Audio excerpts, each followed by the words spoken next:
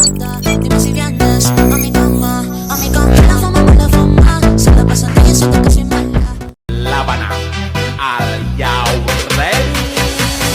It's mania.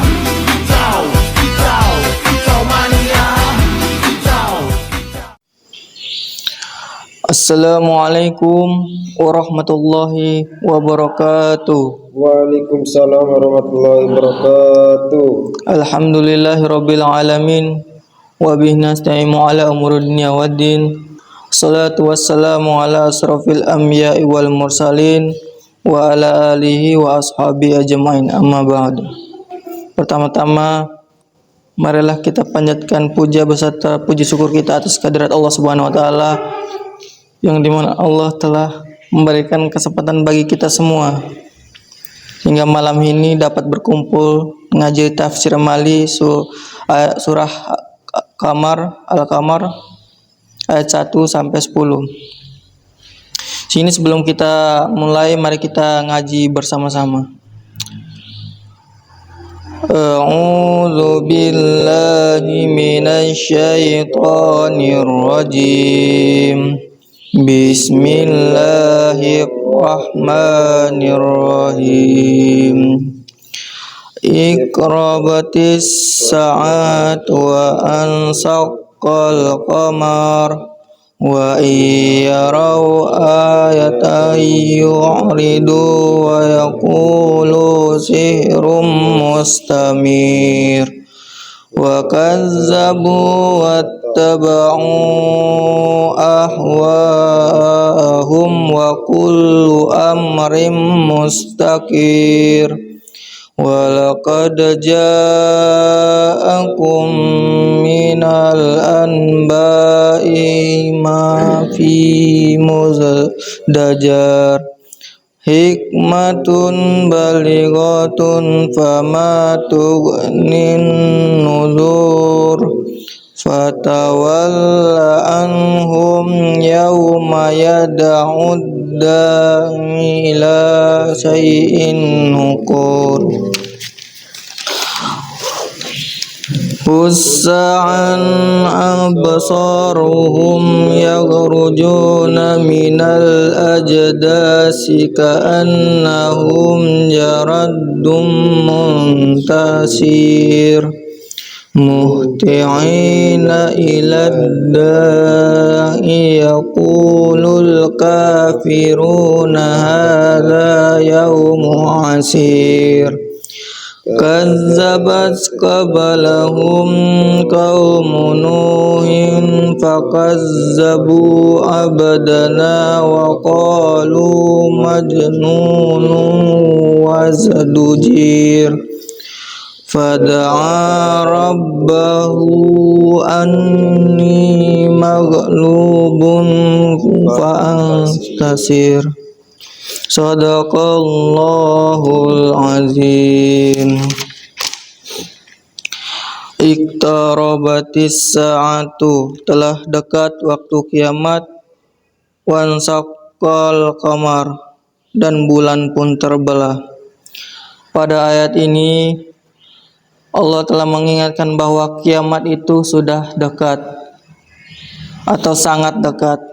Meskipun manusia itu sering merasa masih lama. Dengan buktinya pada zaman Nabi, Allah Subhanahu wa taala telah membelah bulan. Terbelahnya bulan pada masa Nabi Muhammad adalah bukti nyata kuasa Allah Subhanahu wa taala, namun banyak orang tetap tidak percaya. Tafsir amalinya yaitu kita hindari sikap menunda-nunda tobat karena merasa umur masih panjang. Jadi kita itu terasa masih muda, jadi belum tua. Menunda-nunda taubat kita, menunda peringatan Allah, disuruh kita untuk sholat, tidak sholat.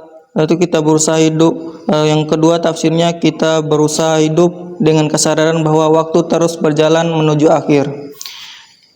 Tafsir Malik ketiga yaitu kita yakini bahwa tanda-tanda kekuasaan Allah Subhanahu wa taala sudah sangat jelas, hanya hati yang lalai yang menolaknya.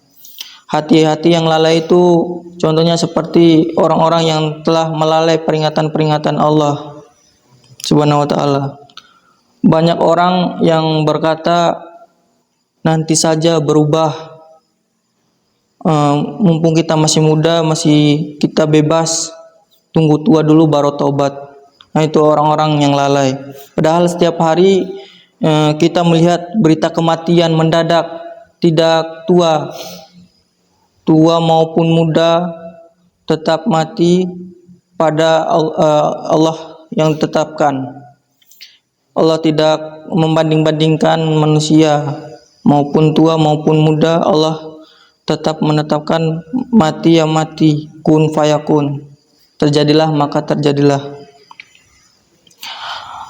Contohnya juga seperti kecelakaan yang mendadak atau penyakit, itu masih kiamat-kiamat kecil bagi Allah untuk kita, seperti tanah longsor, banjir, hujan deras, angin topan. Itu peringatan-peringatan kecil bagi kita. Itu semua pengingat bahwa kiamat pribadi bisa datang kapan saja. Ayat kedua yaitu wa iyarau ayatai wa iyarau, dan jika mereka orang-orang musyrik melihat ayatan, suatu mukjizat, yu'ridu, niscaya mereka berpaling, wa yaqulu, dan niscaya mereka mengatakan sihrum mustamir, ini sihir yang terus menerus. Ayat ini menjelaskan tentang orang-orang yang keras hatinya.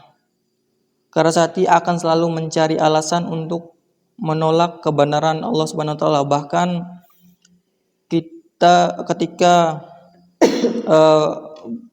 bukti yang sudah jelas seperti peringatan dalam Al-Quran, yaitu sudah jelas Allah telah menetapkan peringatan hari-hari kiamat, hari-hari kebangkitan, mereka lebih memilih menuduh daripada menerima. Itu kita hindari kebiasaan membenarkan diri sendiri walau sudah jelas salah.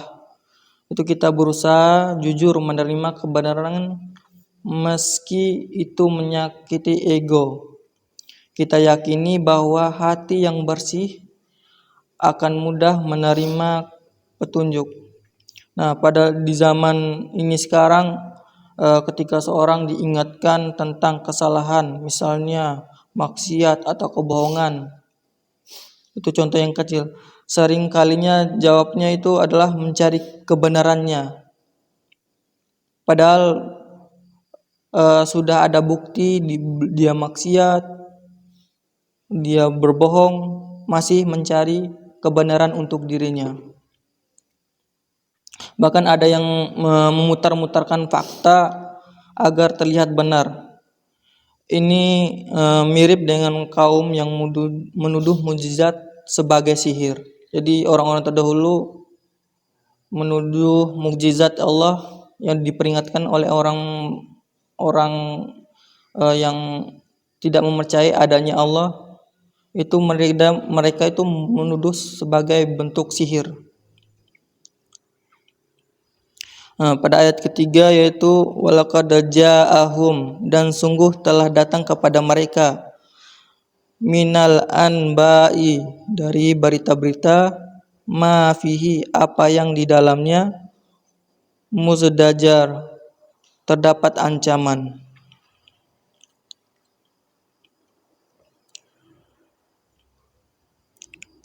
Dan mereka mendustakan Muhammad dan mengikuti keinginannya, padahal setiap urusan telah ada ketetapannya.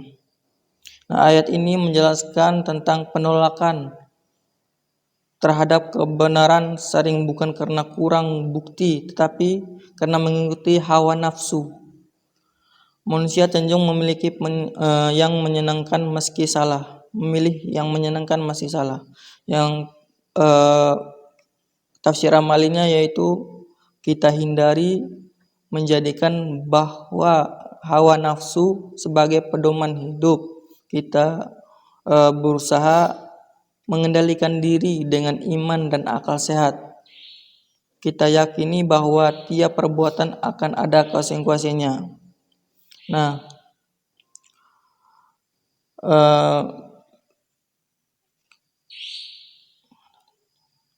cara mengendalikan diri itu dengan mengendalikan hawa nafsu itu dengan iman dan akal yang sehat. Jadi kita mempunyai iman yang sehat, akal yang sehat, berarti hawa nafsu kita terkontrol. Hawa nafsu kita kan ada dua, yaitu yang jelek dan yang buruk. Kita berusaha untuk selalu berbuat yang baik. Hawa nafsu yang baik, ada yang baik dan ada yang buruk.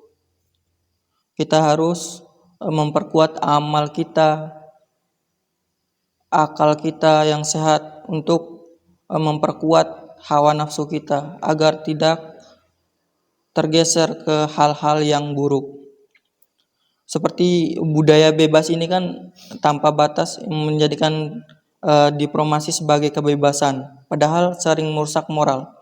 Orang tahu itu salah, tetapi tetap dilakukan karena mengikuti keinginan sesaat, nafsu sesaatnya.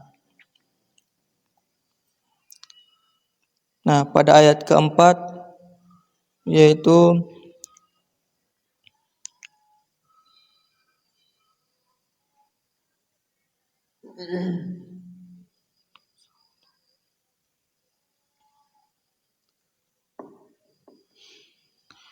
hikmatun balighoh adalah hikmah yang sempurna. Fama tughnin zuru. Fama maka tidaklah tughnin zuru perintah peringatan itu berguna bagi mereka. Dan sungguh telah datang kepada mereka beberapa kisah yang dalamnya terdapat ancaman-ancaman terhadap kekafiran. Nah, ayat ini menjelaskan Allah telah memberikan peringatan, banyak penjelasan melalui kisah-kisah umat terdahulu agar manusia tidak mengulangi kesalahan yang sama. Allah memberi peringatan melalui Al-Quran, diberikan kisah yang baik, yang buruk, yang benar terhadap kitab Al-Quran ini agar kita mempelajari hal-hal yang baik, tidak meniru kisah-kisah yang buruk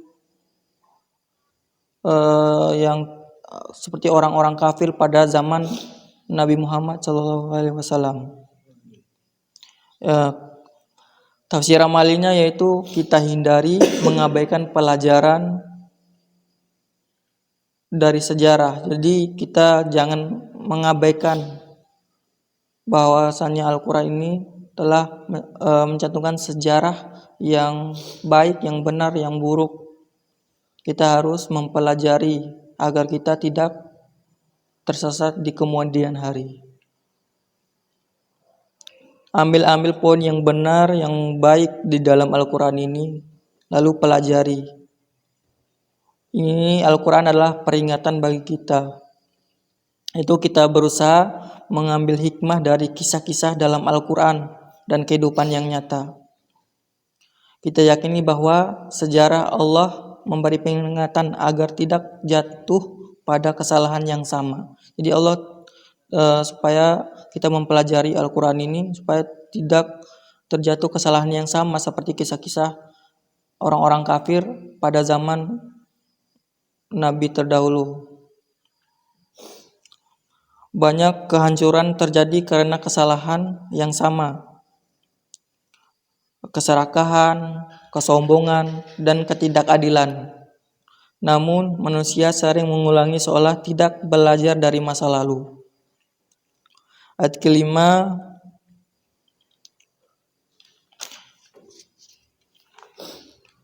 yaitu fatawalla maka berpalinglah Muhammad anhum dari mereka yauma pada hari yada'ud da'i sang penyeru malaikat menyeru ila sayyin nukur, kepada suatu yang tidak menyenangkan. Itulah suatu hikmah yang sempurna, tapi peringatan-peringatan itu tidak berguna bagi mereka. Pada ayat ini, walaupun peringatan sudah jelas di dalam Al-Quran, sudah jelas dalam Alkitab, Al-Quran ini, dalam hadis, dalam usul fikih, dauhnya Nabi Muhammad SAW, udah jelas peringatan bagi kita. Tapi walaupun peringatan sudah jelas itu dan penuh hikmah, tetap saja tidak bermanfaat bagi orang-orang yang hatinya tertutup, hatinya batu, hatinya sudah tidak mendengarkan peringatan-peringatan Allah. Yang tafsir amalinya itu kita hindari hati yang keras dan menolak nasihat. Jadi kita harus hindari hati yang keras. Kita berusaha hati yang mudah untuk menerima nasihat, mudah menerima peringatan. Kita berusaha membuka diri terhadap kebenaran walau datang dari siapapun, maupun dari yang lebih muda dari kita, lebih tua dari kita. Kita harus menerima nasihat itu. Kita yakini bahwa manfaat nasihat tergantung pada kesiapan hati kita. Itu ada orang-orang yang sering mendengar ceramah, membaca ayat, tapi tidak berubah.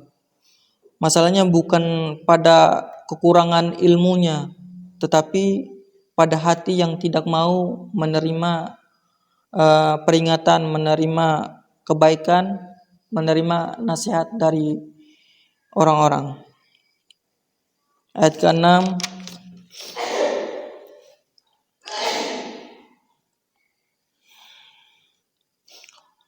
Khussa'a, bertunduk, abasarahum, pandangan mereka, yakhrujuna, mereka keluar, minal ajdasi, dari minal ajdasi, dari kuburan-kuburan, ka'annahum, seakan-akan mereka jaradum muntasir, belalang yang terbang.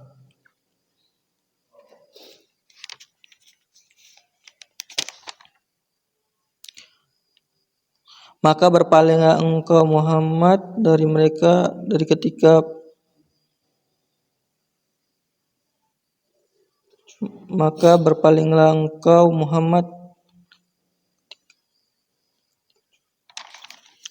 itu pandangan mereka bertunduk ketika mereka keluar dari kuburan, seakan-akan mereka belalang yang bertebarangan. Dari ayat ini menggambarkan kondisi manusia saat dibangkitkan, panik, lemah, dan tidak berdaya. Itu kita hindari kesombongan selama hidup dunia. Yang kedua, kita berusaha menyiapkan diri untuk hari kebangkitan. Kita yakini bahwa semua manusia yang ada di muka bumi ini akan dibangkitkan dalam keadaan lemah di hadapan Allah Subhanahu wa taala. Saat terjadi bencana besar saja manusia sudah panik dan bingung, apalagi hari kiamat kondisi jauh lebih dahsyat. Kita yakini bahwa ketika kita mati nanti, hari kebangkitan itu pasti ada. Dan yakini semua manusia akan dibangkitkan dalam keadaan lemah di hadapan Allah Subhanahu wa taala. Ayat selanjutnya yaitu muhti'ina iladda, bergegaslah kepada sang penyeru. Yaqulul kafiruna, orang-orang kafir berkata, hadza, ini adalah yaumun asyirun, hari yang sulit. Dan patuh mereka segera datang kepada penyeru itu. Orang-orang kafir berkata, ini adalah hari yang sulit. Ayat ini menjelaskan tentang hari kiamat adalah hari yang sangat berat bagi orang-orang yang tidak beriman. Itu tafsir amalinya, kita hindari hidup tanpa persiapan akhirat. Itu maksudnya adalah sebelum hari kiamat telah tiba, itu kita butuh persiapan. Persiapan apa? Persiapan amal kita terhadap Allah Subhanahu wa taala. Kita berusaha memperbanyak amal saleh yang sebagai bekal kita untuk di akhirat nanti. Setelah kita mati, dibangkitkan dan kita dihitung amal saleh kita, amal-amal kita. Kita yakini bahwa hari itu berat bagi yang lalai, tapi ringan bagi orang yang beriman. Jadi orang-orang yang saleh, yang penuh amalnya, itu pada hari kebangkitan ketika dihitung amalnya lebih baik, lebih berat daripada orang-orang yang lalai. Jadi di sini maksudnya bahwa kita yakini bahwa hari itu berat bagi yang lalai. Berat bagi yang lalai kenapa? Karena amal mereka lebih sedikit ataupun tidak ada daripada orang yang memiliki amal yang banyak.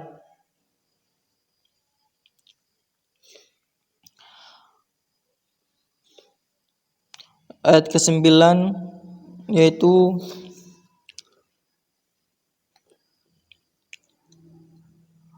qablahum, sebelum mereka kaum Nuh fakazzabu, lalu mereka mendustakan abadana, hamba kami, waqalu, dan mereka berkata majnunun, Nuh orang gila, wazadujira, dan ia dicaci maki. Yang artinya sebelum mereka kaum Nuh juga telah mendustakan Rasul, maka mereka mendustakan hamba kami Nuh dan mengatakan dia orang gila, lalu diusir dengan ancaman.